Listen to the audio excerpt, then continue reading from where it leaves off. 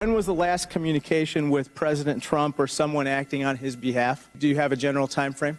I would suspect it was within 2 months post the raid of my my home. Okay, so hotel. Early fall of last year, generally. This topic is actually something that's being investigated right now by the Southern District of New York, and I've been asked by them not to discuss it.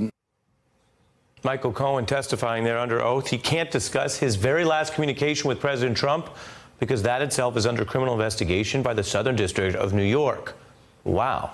The famously aggressive federal prosecution office threw the book at Cohen, and it's currently probing issues that implicate Trump Org, the National Enquirer, activities at Trump Tower. And as we've reported on The Beat, this is the office that graduates pretty famous prosecutors. Rudy Giuliani ran it before becoming mayor of New York. Preet Bharara ran it before Trump fired him. James Comey ran it before getting promoted to Deputy Attorney General. And David Kelly ran it by taking over when Comey was promoted. Now, the office does not have jurisdiction over the White House, but Cohen confirmed they have these ongoing investigations involving Trump that have not ever been disclosed. Is there any other wrongdoing or illegal act that you are aware of regarding Donald Trump that we haven't yet discussed today? Yes, and again, those are part of the investigation that's currently being looked at by the Southern District of New York. I am in constant contact with the Southern District of New York regarding ongoing investigations. Constant contact. To understand what that means and how this Southern District works, it does help to hear from one of the few people who ever ran the office.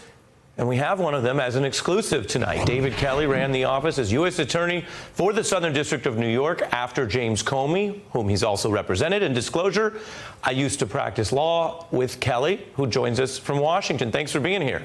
Thanks for having me, Ari. The Southern District does a lot of big things. It doesn't usually have open probes into a sitting president. How do they approach this, and what did you think of what Cohen did reveal?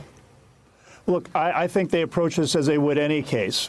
What you saw on TV in his testimony, and I didn't watch all of it, but you saw really just kind of a one-dimension look into the investigation that the Southern District is conducting.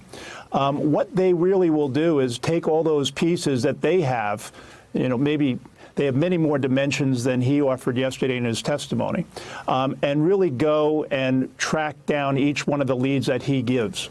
So, look, there's a lot of noise made yesterday about his credibility. In fact, the Republican side don't want to talk about the substance of it. What they want to talk about is his credibility. What the Southern District is doing is, I'm sure, is taking that stuff and corroborating each piece of evidence. So, for example, when he talks about Deutsche Bank and the inflated financial statements, the Southern District goes and gets those financial statements, what was produced at Deutsche Bank, and look and see, can they corroborate what he has said? My guess is they're probably doing a pretty good job of that. When he produces the checks that show multiple people, a Trump Org executive and Donald Trump's son, signing over basically money that it wouldn't appear to be a valid or properly accounted for business expense at Trump Org, is that something they could look at? And if they are considering investigating someone like a presidential family member, do they have to do anything differently? No, they're going to wring that towel dry. They're going to try to find corroboration for every little piece of evidence. So, for example, if he were to say, I met with President Trump that day and was such and such a date, and I remember it was raining really hard. Well, the Southern District, one thing they're going to go do is, well, was it raining really hard that day? I mean, that is the kind of detail that they will look to find, so that these people who want to contest these allegations, such as the Republican members of the committee, by saying he's got no credibility, I say, wait a second. Wait and see. Why don't you collect the facts first before you go jumping on his credibility?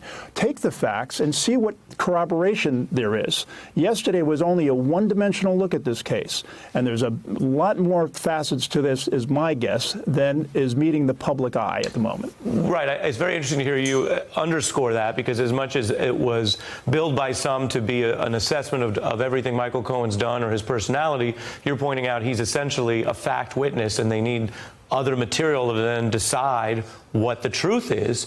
There was also this exchange where he detailed the way that Donald Trump tries to get his way and speak in code. Take a listen. He doesn't give you orders. He speaks in a code.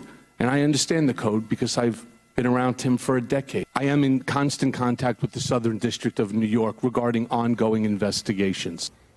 How do prosecutors deal with someone who has legal experience? Donald Trump has been in more litigation than any president in American history. And how do they deal with someone who might actively try to evade doing the things that formally cross the line if allegedly their goal might still be an illegal outcome? Well, people aren't so smart as they think they are typically. But let me make one point here Sure. too. You know, they attack his credibility so much yesterday in these hearings, and people want to jump on him for that. But they don't. They need to remember, the government didn't pick Cohen as their witness. Trump did. I mean, this is a person who Trump chose to have by his side for 10 years or more. And Jim Jordan, those folks who have been former prosecutors know well.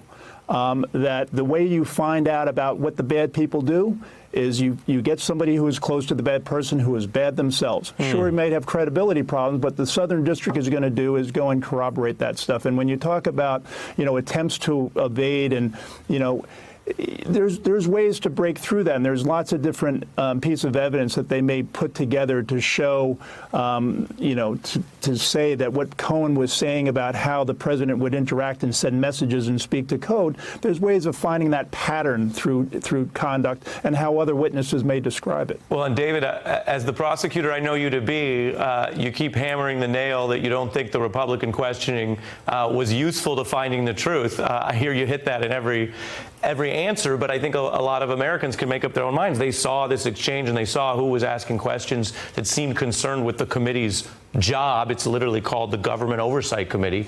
I want to play for you as well Andy McCabe, who of course you know about, because he told our own Lawrence O'Donnell his reaction to this report that the president did try to interfere in the Southern District, the office you used to run. Take a look.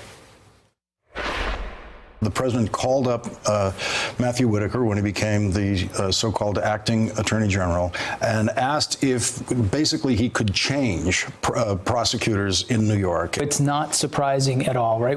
Especially when you're familiar with the history that we went through in May of 2017. It's not that different from asking Director Comey to just let go of the investigation of Mike Flynn. When you ran that office, did you ever experience any personal interference from a sitting president? No. When you see Andy McCabe's reaction, do you share that view, or do you think there's just no way to know? It's really hard to know. I would be really, look what happened when the president reached out to Preet. And Preet didn't take the call. The next day, Preet was fired. I really think that had there been any sort of reach out, the Southern District, particularly Jeff Berman, who I know quite well, it would have handled it completely appropriately, and my guess is that it would have gone nowhere but a dead-end street. And to be clear, you're referring to Mr. Berman, who has the job you used to have. He recused from part of this, which is why we've seen Kazami step up and take part of the Trump probes. What Trump is accused of doing in these accounts in the New York Times is trying to get Berman back in charge. You're saying even if Trump was successful in that, you don't think that he would bend to Trump's will? No. I think it would hit a dead end. It would float like a lead balloon. I just think they'd be all over that. I just really trust that would, if he had made that approach, it would have come out. And it would have been handled appropriately and effectively. I want to ask you about immunity deals, which, of course, you guys enforce quite strictly. In fact, the last time you were on the beat, you were explaining you don't take any guff if you give anyone a deal.